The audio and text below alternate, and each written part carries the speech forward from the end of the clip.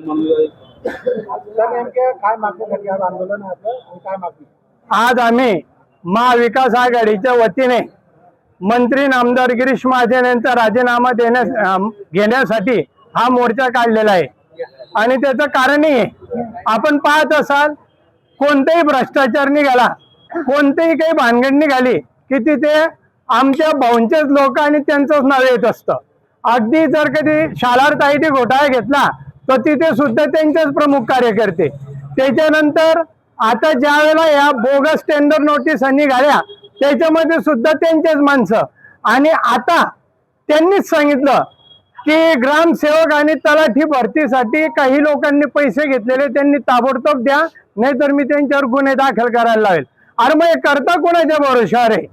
जर आपण विचार केला तर त्याच्यामध्ये दुसऱ्या कोणत्याच माणसाचं नाव येत नाही। आणि कुठेही बघा तुम्ही, काही भानगड निघाली, काही असं प्रकरण निघालं तर तिथे आमचे भाऊ आणि त्यांचे माणसं याच्याशिवाय तिसरं नाव येत नाही।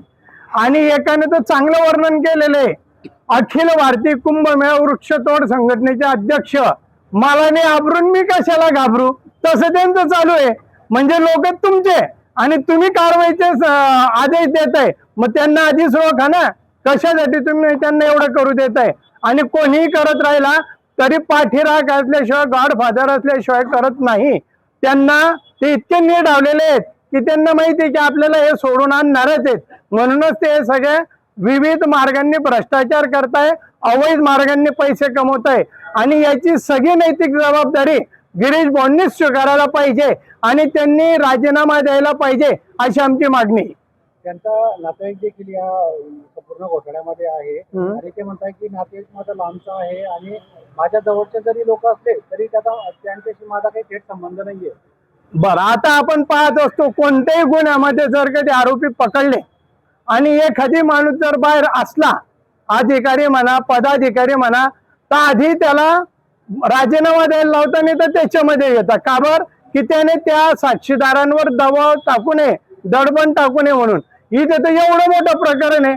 बरं, आत्ताच परत कळलं मला, काही 2000 कोटीचे का काही कामं जे रस्त्यांचे चालू आहे नाशिकचे, 200 कोटी का 2270 कोटीचे जे कामं चालू आहे नाशिकचे, त्याची चौकशी लावावी लागलेली। अरे मग चौकशी लावावी का बरं लागते?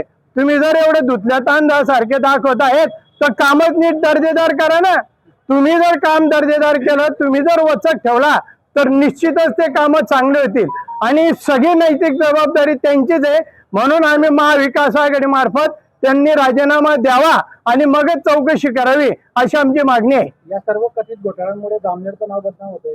नाही, जामनेरचं नाव तर त्यांच्या दृष्टीने मोठं झालं असेल, पण सर्वसामान्य जनतेच्या दृष्टीने नाव बदनाम होतंय।